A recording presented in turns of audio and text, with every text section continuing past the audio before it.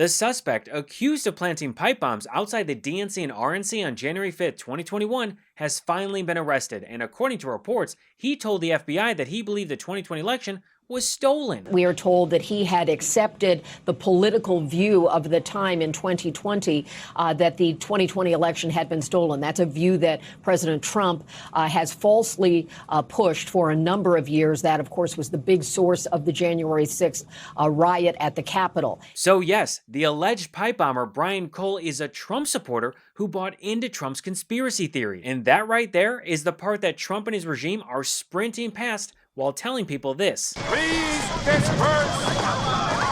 Nothing to see here! Because when the FBI finally caught the guy, the big twist wasn't some deep state plot or Antifa or even the Clinton Foundation using toddlers to run some side hustle bomb factory. It was one of their own. 4 years of endless MAGA conspiracies about it being an inside job, which is something that podcaster turned FBI Deputy Director Dan Bongino said previously. Because the person that planted those pipe bombs, they don't want you to know who it is, because it's either a connected anti-Trump insider or an inside job. You said that, long before you even thought of as Deputy FBI Director. Well, that side definitely felt like a tell. Yeah, that's why I said to you, this investigation's just begun. We are pretty comfortable. We have our guy. I think as the legal process starts to surface and information, facts start to come out, the public's going to be very comfortable with the investigation that was conducted under Director Patel and his leadership. He's been great on this. But I don't want to... listen, I was paid in the past, Sean, for my opinions. That's clear. And one day I'll be back in that space. But that's not what I'm paid for now. Hold on a sec. Bongino just admitted that when he peddled bogus conspiracy theories about the pipe bomb case, he didn't know what he was talking about. And not only that, but he's going to do it again when he leaves the FBI. I'm going to safely assume that Bongino has not fully thought this one through. And the fact that he just openly says that he was paid to push someone else's talking points makes me question if Bongino has ever told the truth, then or now. Also, feel free to prove me wrong, but I believe that they've been sitting on this Brian Cole info for a while and we're just waiting for the right moment to play it, because it just feels a little too convenient to drop now. Right as Trump is busy trying to redact himself out of the Epstein files, and Hegseth is off killing alleged drug dealers in the ocean who weren't even headed to the US. Yikes. And the timing gets even weirder when you remember that Patel was just exposed for improper private jet use, and for refusing to leave the plane unless he was wearing an FBI jacket, like the tarmac was his personal runway. The day after Charlie Kirk's assassination, sources in this report say that Kash Patel flew in to Provo Airport on the FBI jet and then refused to get off until someone provided him with a medium-sized FBI raid jacket. One was found belonging to a female agent and taken to the plane. No way. But then Patel, according to these sources, was displeased by the fact that it didn't have Velcro patches on the upper arms, and so then these agents had to go scurrying around trying to find Velcro patches. Finally, some SWAT raid guys produced them off their own jackets. They were taken to the plane, given to Kash Patel. He put them on the jacket and came off. Keep in mind, this is the same investigation where Patel said this incredibly cringy line about Charlie Kirk during a press conference. Lastly, to my friend Charlie Kirk, rest now, brother. We have the watch, and I'll see you in Valhalla. And my theory that they've been sitting on this is only strengthened by the fact that Patel openly admits that the evidence they used to arrest Cole wasn't new. We did not discover any new information.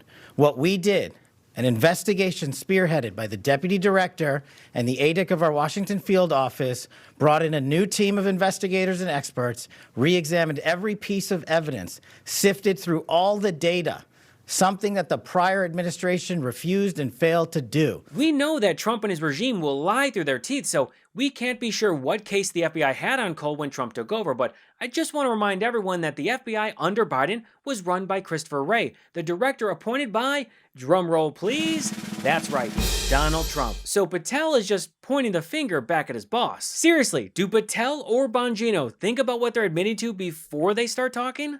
Nope.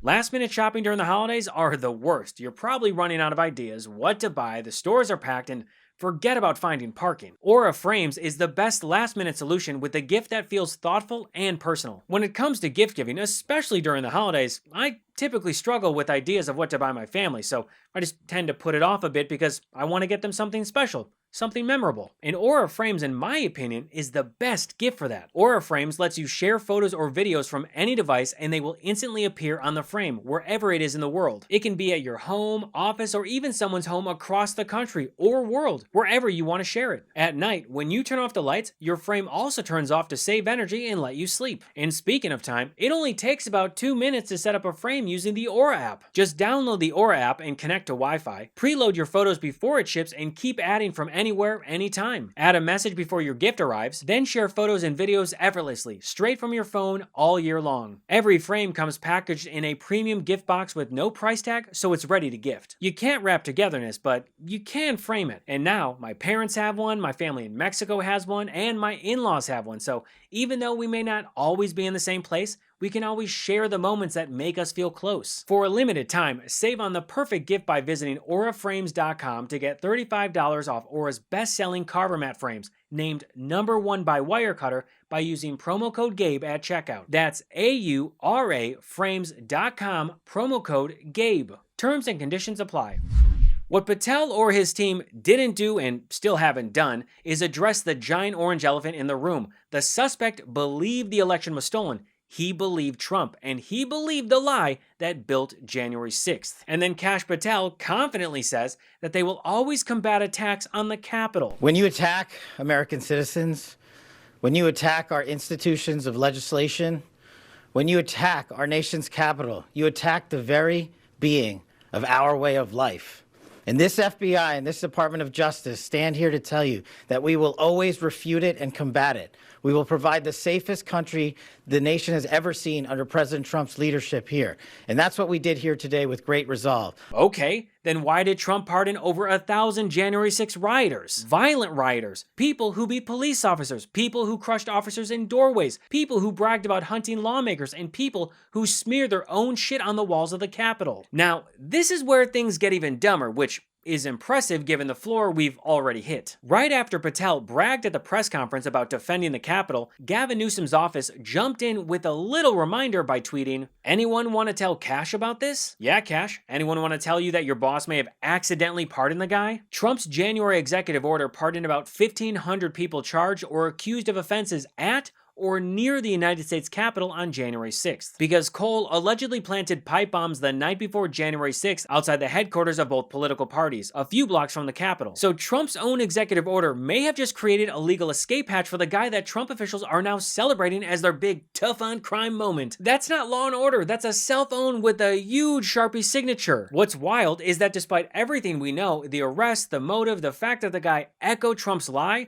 Trump's team refuses to talk about that part. They'll talk about Biden, they'll talk about incompetence, they'll even talk about how they cleaned up the mess. But the moment you ask, hey, why did Cole believe the election was stolen? Suddenly, the room gets quieter than Rudy Giuliani's legal defense fund, because acknowledging the motive means acknowledging the lie, and acknowledging the lie means acknowledging January 6th. And this administration would rather fake a fainting spell than admit that they radicalized somebody. Because let's not forget, these are the same people insisting that they will always combat attacks on the Capitol. But now, because this suspect isn't politically convenient, Trump officials don't want to talk about it. It's the same reason that no one ever hears about Thomas Crooks, the kid from a MAGA household, a Trump supporter who tried to assassinate Donald Trump, or why MAGA still won't acknowledge how Trump's ear miraculously healed without a wound, like the world's first presidential stigmata. And look, this is the pattern every time. Trump spreads the lie, his supporters act on the lie, and then they blame everyone else for the fallout of that lie. They want credit for solving a crime committed by someone who believed them, and they want sympathy for the chaos they caused, and they want applause for catching a suspect that they may have accidentally pardoned. Trump didn't clean up this mess. Trump created it, and now his officials are treating consequences like they're plot holes in someone else's movie. Because the truth is simple. If you don't want your supporters planting bombs or storming the Capitol or attacking democracy, maybe, just maybe, don't radicalize them in the first place. But that would require honesty, and this regime would rather put on an FBI jacket and cosplay as a government official than tell the truth.